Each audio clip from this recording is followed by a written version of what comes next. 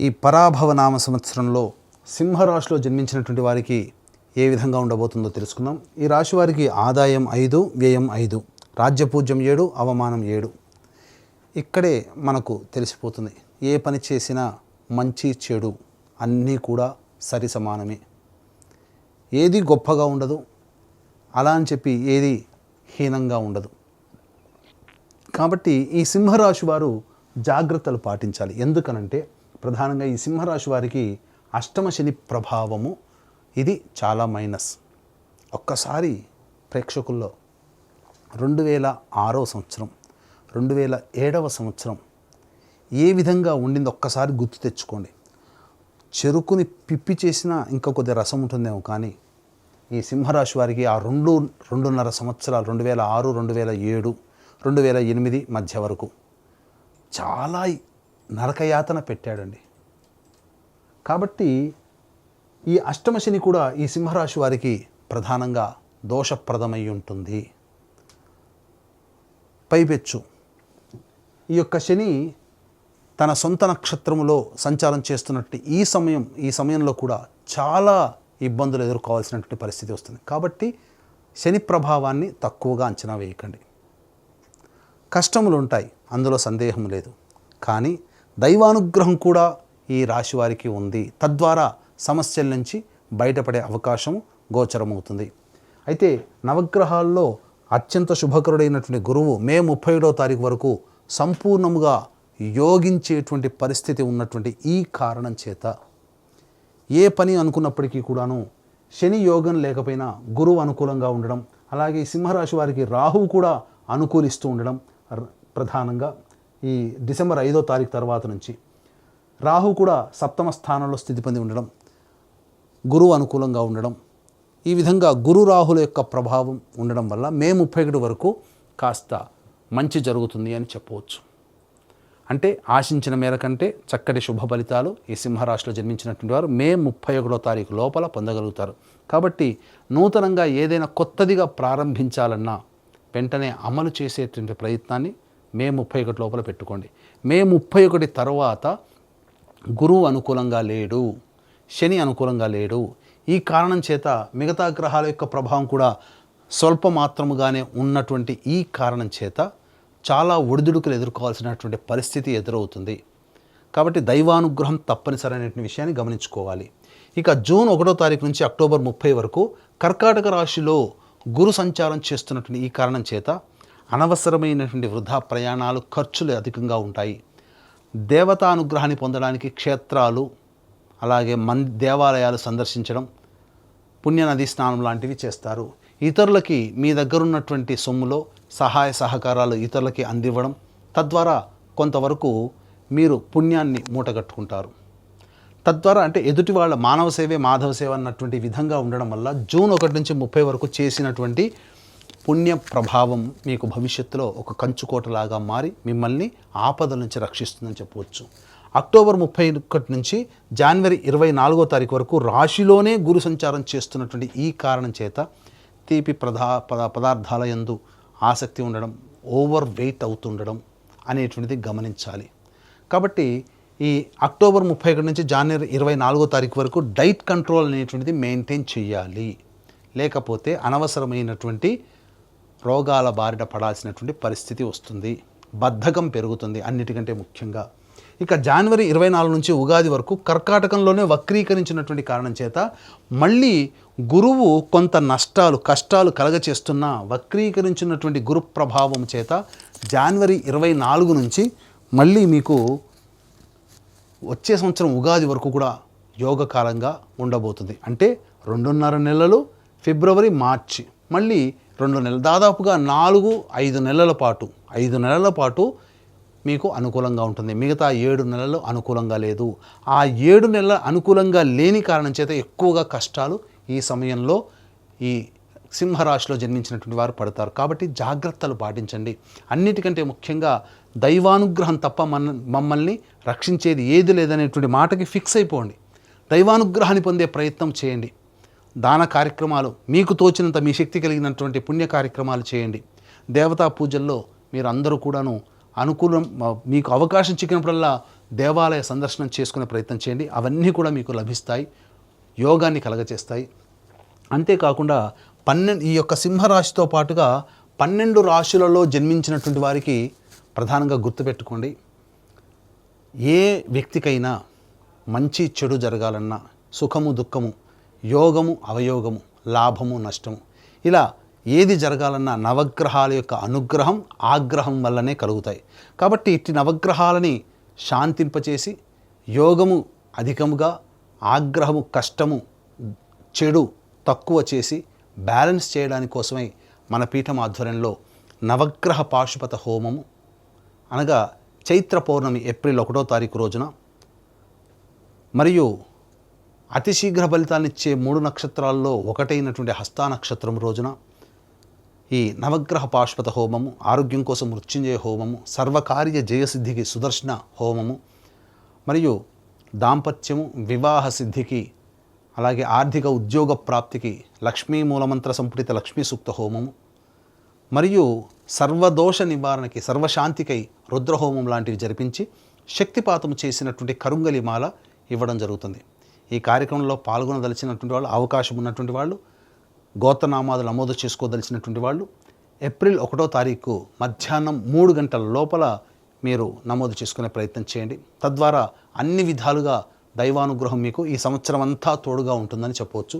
ఇక గమనించుకున్నట్లయితే చాలామందికి ఎప్పుడు మనం ఉద్యోగం ప్రయత్నం ప్రారంభం చేసుకోవాలి, నిరుద్యోగస్తులకి ఉద్యోగం ఎప్పుడు లభిస్తుంది, అలాగే ఇక ఉన్న ఉద్యోగంలో ప్రమోషన్స్ ఏమైనా ఉంటాయా, లేదా కొత్త సంస్థలో ఉద్యోగం ప్రయత్నం చేస్తే ఎప్పుడు చేసుకోవాలనేటువంటి ఆలోచన ఉంటుంది. కాబట్టి ఈ సంవత్సరం 18 అక్టోబర్ నుంచి 16 నవంబర్ మధ్యకాలము అనుకూలమైనటువంటి కాలము.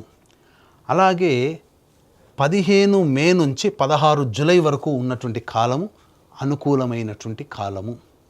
మరియు వచ్చే సంవత్సరం 14 జనవరి నుంచి 12 ఫిబ్రవరి మధ్య ఉన్నటువంటి కాలం అనుకూలం. ఈ చెప్పినటువంటి సమయాల్లో నిరుద్యోగస్తులకి ఉద్యోగం చేస్తున్నటువంటి వాళ్ళకి ప్రమోషన్స్, లేదా వేరే సంస్థల్లో పనిచేయాలనుకునేటువంటి వాళ్ళకి బదిలీకి అనుకూలమైనటువంటి సమయంగా చెప్పవచ్చు. ఇక ప్రధానంగా ఈ సింహరాశిలో జన్మించినటువంటి వారికి శని ప్రభావము, ఏలిన నాటి శని ప్రభావము, దీంతోపాటుగా 2 ఏప్రిల్ నుంచి 10 మే మధ్య ఈ సంవత్సరం మధ్యకాలంలో కుజస్థితి ప్రభావం, శని కుజ యొక్క ప్రభావం ఉండడం వల్ల అనారోగ్య సమస్యలు ఎక్కువగా అవుతాయి. ఆపరేషన్స్ జరగాల్సినటువంటి పరిస్థితి ఏర్పడుతుంది. శరీరంలో బలహీనం అనేటువంటిది కలుగుతుంది. ఐరన్ స్థాయి నిల్వలు తగ్గిపోతాయి. అంతేకాకుండా చర్మ సంబంధమైనటువంటి వ్యాధులతో ఇబ్బందులు పడాల్సినటువంటి పరిస్థితి వస్తుంది. 11 మే నుంచి అలాగే 19 జూన్ వరకు ఉన్నటువంటి కాలము, 19 జూన్ వరకు ఉన్నటువంటి కాలము, ఇది చాలా మటుకు మీకు చేస్తున్నటువంటి వృత్తి ఉద్యోగ వ్యాపారాలలో చెయ్యని పనికి అవమానాలు పడడం, నేరం మోపడం, తద్వారా కొన్ని చర్చలు దాని మీద జరగడం, లేదా ఆస్తి సంబంధమైనటువంటి వ్యవహారాల్లో చర్చలు జరిగి వాదనలు జరగడం అనేటువంటిది మీకు కలుగుతాయి. ఇక 20 జూన్ నుంచి 1 ఆగస్టు వరకు ఉన్నటువంటి ఈ సమయం ఏదైతే ఉంటుందో, ఈ సమయంలో అతి ఆత్మవిశ్వాసము పనికిరాదు, అది గుర్తుపెట్టుకోండి ముఖ్యంగా. అంతేకాకుండా గృహంలో మరమ్మత్తులు, అలాగే గృహంలో చోర భయం, అంటే వస్తువులు, విలువైన వస్తువులు, ఆభరణాలు దొంగిలించబడడం కానీ, లేకపోతే వాహన ప్రమాదాలు జరగడం కానీ లాంటివి జరుగుతాయి. ఉద్యోగంలో కాస్త ఒడిదుడుకులు ఎదుర్కొనేటువంటి సమయం ఆసన్నమవుతుందని చెప్పవచ్చు ఆ సమయంలో. ఇక 1 ఆగస్టు నుంచి 17 సెప్టెంబర్ మధ్యకాలం ఏదైతే ఉంటుందో, ఈ సమయం అన్ని విధాలుగా అన్ని రంగాలలో ఉన్నటువంటి వాళ్ళకి యోగ్యమైనటువంటి కాలము. అంటే మీకు చెప్పొచ్చేది ఏంటంటే, గురువు అనుకూలంగా ఆ సమయంలో మీకు ప్రధానంగా లేకపోయినప్పటికీ కుజుడు అనుకూలంగా ఉండడం మీకు ఒకంత యోగాన్ని కలగచేస్తుంది అని చెప్పవచ్చు. ఇక 18 సెప్టెంబర్ నుంచి 11 నవంబర్ మధ్య ఉన్నటువంటి ఈ కాలం ఏదైతే ఉంటుందో, అనవసరమైనటువంటి ప్రయాణాలు జరుగుతాయి.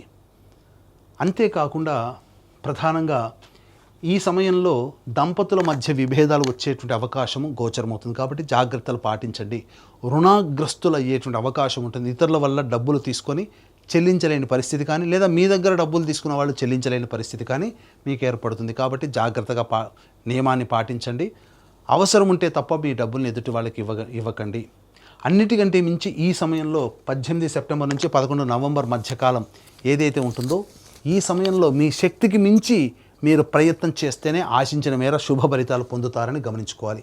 ఇక అన్నిటికంటే కీలకం 12 నవంబర్ నుంచి 8 మార్చి వరకు ఏదైతే ఉంటుందో ఇది చాలా కీలకం అండి. ఎందుకనంటే ఈ సమయం ఏదైతే ఉంటుందో ఈ సమయంలో ప్రధానంగా యోగమా అవయోగమా అంటే అవయోగం ఉంటే దాన్ని యోగంగా ఎలా మార్చుకోవాలో కూడా చెబుతాను.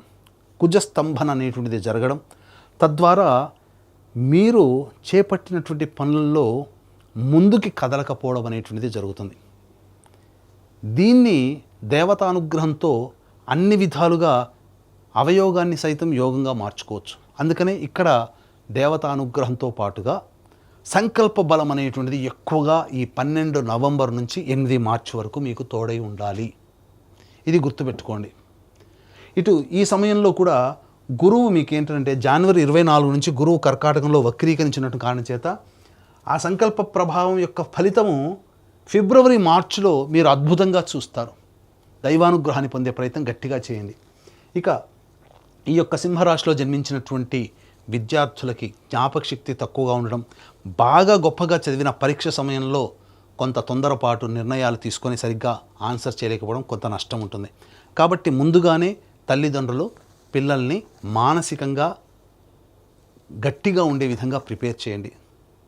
స్పాంటేనియస్గా మీరు ఉండాలి ఆ యొక్క ఎగ్జామ్ హాల్లో అనేది గుర్తుపెట్టుకోండి. ఆశించిన మేర శుభ ఫలితాలు ఉంటాయి. సామాన్యమైనటువంటి పరిస్థితులు విద్యార్థులకి ఉంటాయని చెప్పవచ్చు. ఆశించిన మేర విద్యాలయాల్లో మీకు స్థానం లభించాలి, ప్రవేశం లభించాలంటే ఎక్కువగా కష్టపడాలని సూచిస్తుంది. ఈ యొక్క సింహరాశిలో జన్మించినటువంటి రాజకీయ రంగ ప్రముఖ వ్యక్తులు ఎవరైతే ఉంటారో వారు అవమానాలు ఎదుర్కోవాల్సినటువంటి పరిస్థితి వస్తుంది. డబ్బు పాయే పదవి పాయే అన్నట్టుగా ఉంటుంది. పార్టీ పెద్దల దృష్టిలో పడకపోవడం, ఆ పెద్దల దృష్టిలో పడడం కోసం చేర్చినటువంటి ప్రయత్నాలన్నీ కూడాను వృధా అవ్వడం ఒకంత నిరుత్సాహాన్ని గురి చేస్తాయి. కాబట్టి మిన్నకుండా ఉండడమే చాలా మేలనేటువంటి విషయాన్ని గమనించుకోవాలి.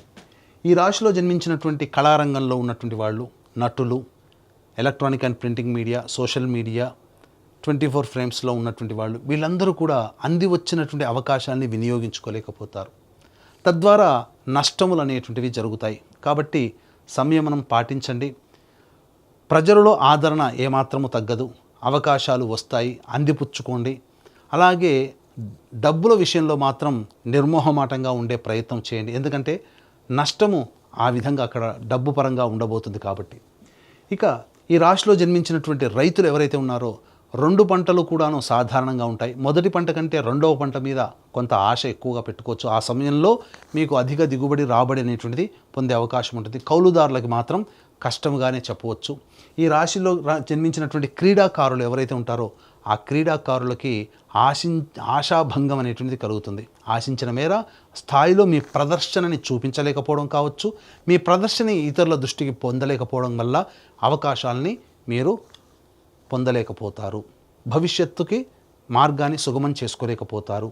ఇక ఏతావాత ఈ రాశిలో జన్మించినటువంటి వారికి మే 31వ తారీఖు వరకు, అలాగే జనవరి 24 నుంచి ఉగాది వరకు, అనగా ముఖ్యంగా ఫిబ్రవరి మార్చి సమయం ఇది చాలా అనుకూలం. అనగా ఏతావాత 5 నెలలు మీకు అనుకూలంగా ఉంటుంది, మిగతా 7 నెలలు అనుకూలంగా ఉండదు. కాబట్టి దైవానుగ్రహాన్ని పొందే ప్రయత్నం చేయాలి.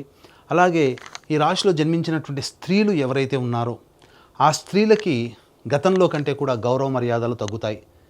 ముఖ్యంగా జీవిత భాగస్వామితో పొరపచ్చాలు వచ్చే అవకాశం ఉంటుంది. సంబంధ బాంధవ్యాలు ఇబ్బందులు పాలవుతారు. ప్రేమికుల మధ్య అవమానాలు, అనుమానాలతో అవమానాలు ఎదుర్కోవాల్సినటువంటి పరిస్థితి వస్తుంది. దూరం జరిగేటువంటి అవకాశం ఉంటుంది. కాబట్టి జాగ్రత్తలు పాటించండి. మీ విలువైన వస్తువుల్ని కోల్పోవలసినటువంటి పరిస్థితి వస్తుంది. ఉద్యోగం చేస్తున్నటువంటి వాళ్ళకైతే ఇష్టం లేని ప్రాంతానికి బదిలీ అవ్వడము, ఉద్యోగాన్ని కోల్పోవడము లాంటివి జరుగుతాయి. గృహంలో మీ ఆభరణాలు కానీ విలువైన వస్తువులు కానీ దొంగలించబడతాయి. జాగ్రత్తలు పాటించండి. ఆరోగ్యం పట్ల ముఖ్యంగా శ్రద్ధ వహించండి. గర్భ సంబంధమైనటువంటి అనారోగ్య సమస్యలు ఈ యొక్క సింహరాశిలో జన్మించినటువంటి మహిళలకు ఉండేటువంటి అవకాశం ఉంది. కాబట్టి జాగ్రత్తలు పాటించండి. అన్నిటికంటే ముఖ్యంగా ఈ సింహరాశిలో జన్మించినటువంటి వాళ్ళకి దైవానుగ్రహమే దిక్కు. కాబట్టి ఇట్టి దైవానుగ్రహం అందరికీ లభించాలి అనే సదుద్దేశము. ఈ యొక్క రాశిలో జన్మించినటువంటి వాళ్ళు ప్రతిరోజు కూడా సుబ్రహ్మణ్య భుజంగ స్తోత్ర పారాయణము, అలాగే శివాలయ సందర్శనం అనేటువంటిది అవకాశం చిక్కినప్పుడల్లా చేసుకుంటూ ఉన్నట్లయితే కర్మదోషం తొలగిపోయి దైవానుగ్రహం పెరిగి మీరున్నటువంటి సమస్యల నుంచి తట్టుకోగలిగే శక్తిని మీకు కలగచేస్తుంది. అంతేకాకుండా మన పీఠం ఆధ్వర్యంలో ఏప్రిల్ 1వ తారీఖు రోజున ఈ సంవత్సరం అంతా కూడా అందరికీ మంచి జరగాలి 12 రాశుల వారికనే ఉద్దేశంతో సంపూర్ణ ఈ సంబంధించినటువంటి సంపూర్ణ నవగ్రహ శాంతి అనగా ఈ సర్వదోష నివారణ పూజల హోమాల్లో భాగంగా నవగ్రహ పాశుపత హోమము, మృత్యుంజయ హోమం, రుద్ర హోమం, సుదర్శన హోమం, లక్ష్మీ హోమం లాంటివి జరిపించి శక్తిపాతము చేసినటువంటి కరుంగలి మాలను మీకు ఇవ్వడం జరుగుతుంది. కాబట్టి ఈ అవకాశాన్ని అందరూ వినియోగించుకొని కుటుంబంగా అందరూ సుఖశాంతులతో ఆనందంగా జీవిస్తారని ఆకాంక్షిస్తూ సర్వం శ్రీ ఉమామహేశ్వర పరబ్రహ్మార్పణమస్తు.